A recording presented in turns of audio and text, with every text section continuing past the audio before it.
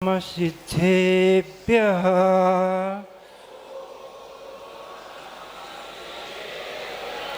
ॐ नमः सिद्धेभ्यः ॐ नमः सिद्धेभ्यः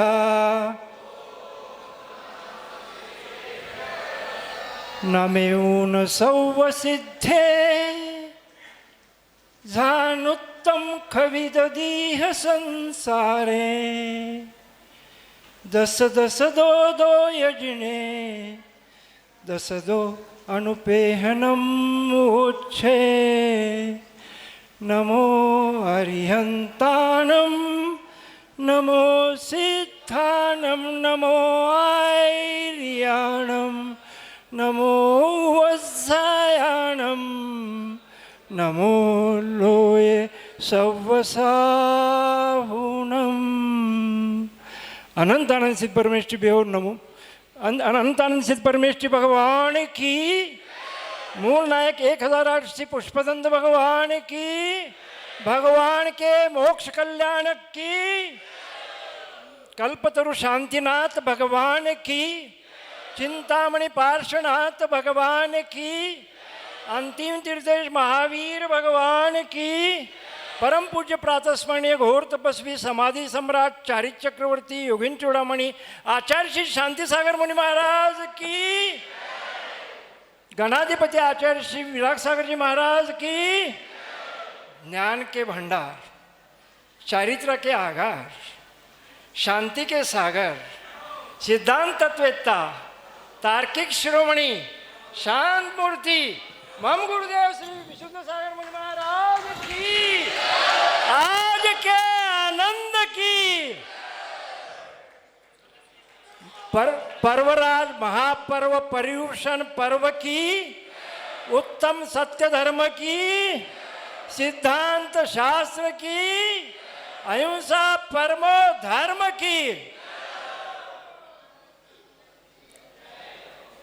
धर्म प्रेमी बंधुओं और माताओं, हम सभी अंतिम तीर्थेश वर्धमान स्वामी के तीर्थ में रहते हैं। वर्धमान स्वामी की जो दिव्य ध्वनि है वो जगत कल्याणी है।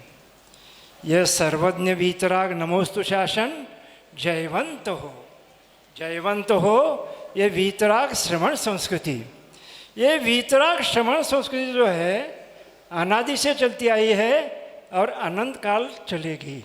और इसकी जो देन है वो अभी तक अनंत चौबीसी उत्पन्न हुई है और अनागत काल में अनंत चौबीसी उत्पन्न होने वाली है। तो आज कौन सा धर्म है? उत्तम सत्य धर्म है। क्षमा मार्दव आर्जव शौच सत्य, जो सत्य धर्म है उसकी भूमिका तैयार होने के लिए उपशमन भाव होना चाहिए। वो उपशमन भाव कब होगा? जब आपके अंदर आपकी क्षमता बढ़ेगी और आप क्षमा धारण करेंगे तो आपके अंदर उपशमन भाव होगा और कषाय की अनुत्पत्ति होगी। वही उत्तम क्षमा है, वही चारित्र है। मृदु भावा मृदवा, रुजु भावा अर्जवा, और निर्लोभत्व गुण का चिंतन करके संतोषी वृत्ति अपने प्राप्त करना, इसको क्या बोलते हैं? उत्तम सोच। और आज क्या है? उत्तम सत्य धर्म है। जैसा कि हमारे मराठी में बोलते कि 52 कशी सोना, गिन्नी गोल्ड सोना। जो प्योर सोना रहता है वो 16 ताव लगाने के बाद, 16 बार गर्म करने के बाद वो क्या होता है? प्योर गोल्ड तैयार होता है। वैसा ही हमारे चारित्र में सत्य धर्म पालन करने के समय जो हमारी परीक्षा होती है, उस परीक्षा में हम अगर पास हो गए तो सत्य धर्म हम अंगीकार करने का हमारी मन की क्षमता बढ़ती है। इसके लिए मैं एक आपको उदाहरण देता हूँ। एक पद्मरथ नाम का राजा था जो निरीह प्राणियों का रोज शिकार करता था, और वो शिकार करने के लिए घोड़े पे बैठ के वो जंगल में आया। वो एक वृक्ष के नीचे, आम के वृक्ष के नीचे दिसंबर महीने में वो आया था। वो आम को पूरा आम वृक्ष से लबडब भरा था। और वहाँ आने के बाद घोड़े के ऊपर से बोलता है, एक मुनिराज वहाँ बैठे थे, वो दीप्ततप मुनिराज थे, उनके शरीर का तेज तेजपुंज था। और वो वहाँ आने के बाद वो मुनिराज को बोलता है, ए इधर बैठ के क्या कर रहे हो?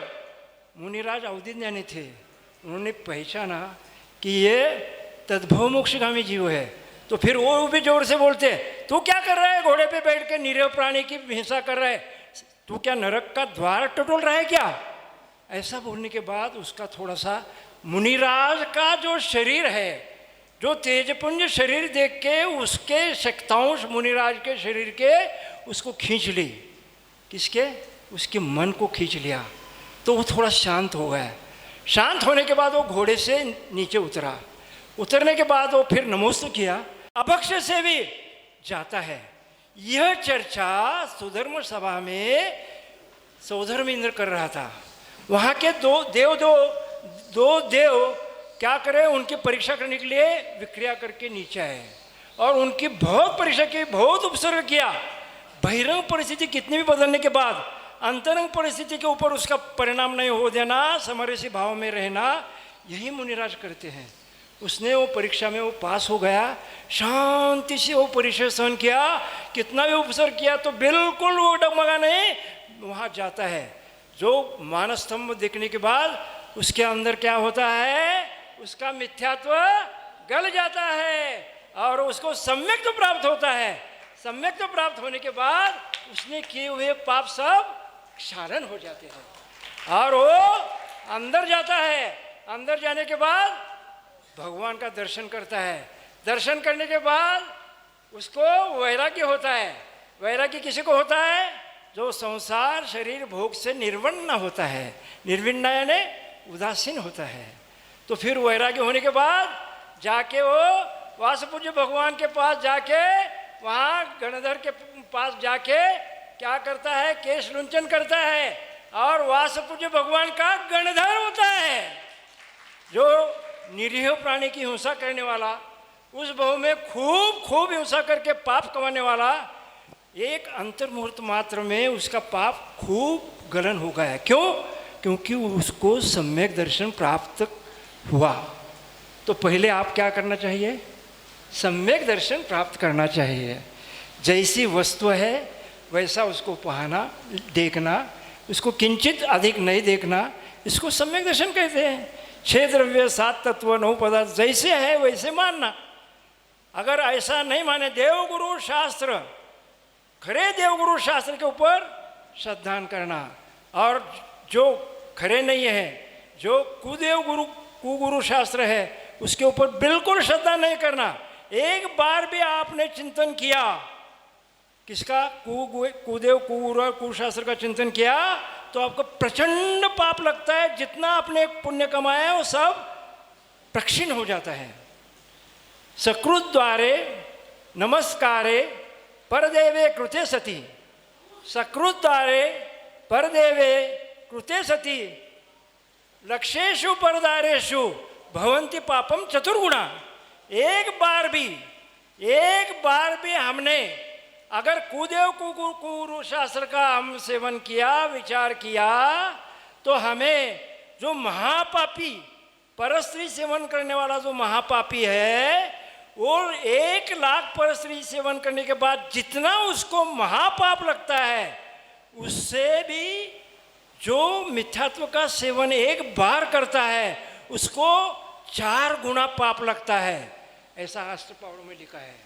तो कभी भी मिथ्यात्व का सेवन नहीं करना। जो सच्चे गुरु है, सच्चे देव है, सच्चा धर्म है और सच्चे शास्त्र है, उसकी सेवा करना, उसको ही पूजना, ये समझ लेना। तो आज उत्तम सत्य धर्म है। मैं आपको प्रश्न पूछता हूँ, ये जो हनुमान विमान से गिरा, उसका संरक्षण किसने किया? गुरुजी 10 मिनट है। उसका संरक्षण किए कि किसने किया?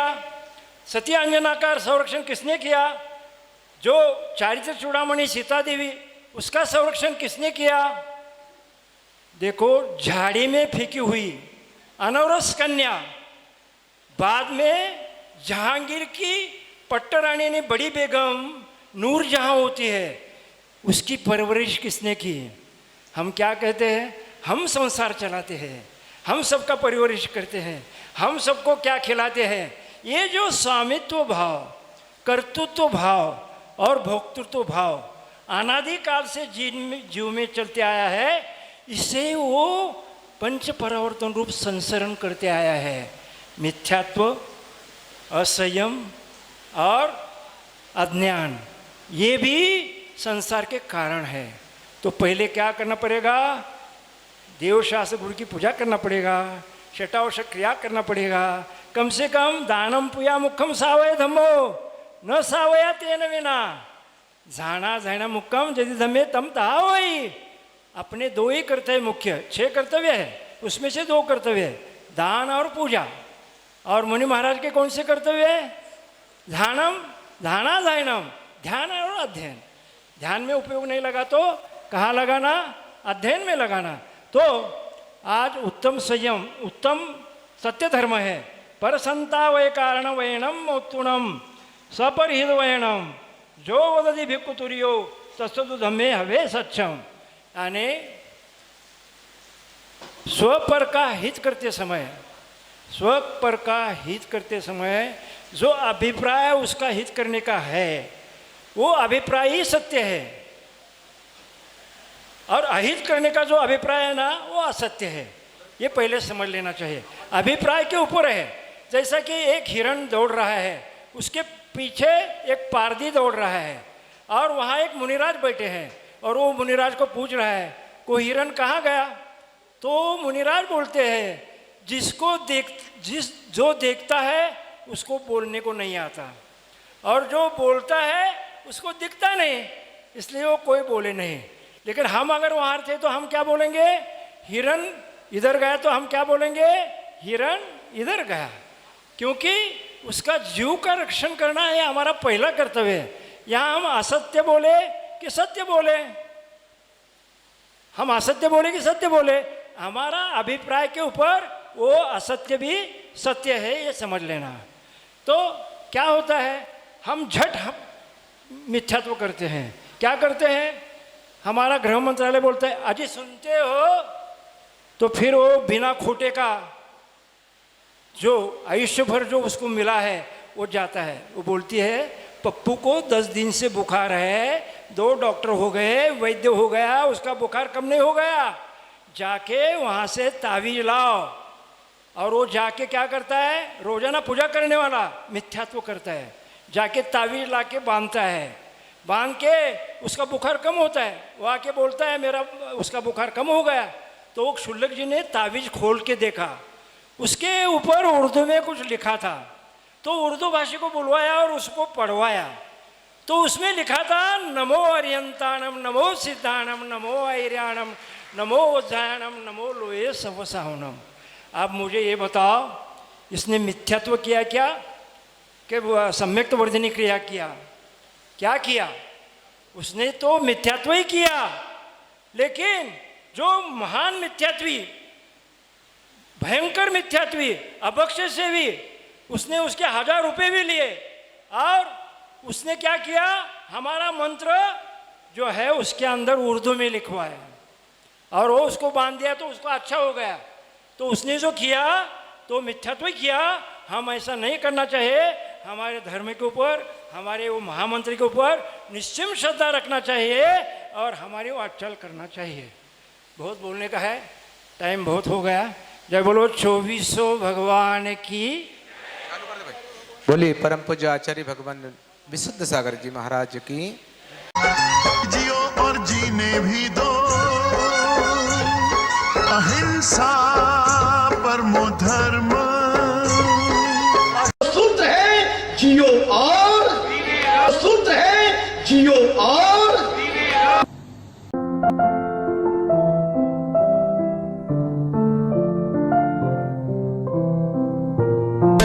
जैन हलचल देखते रहें, रोजाना आपके मोबाइल पे भी आएगा जैन हलचल।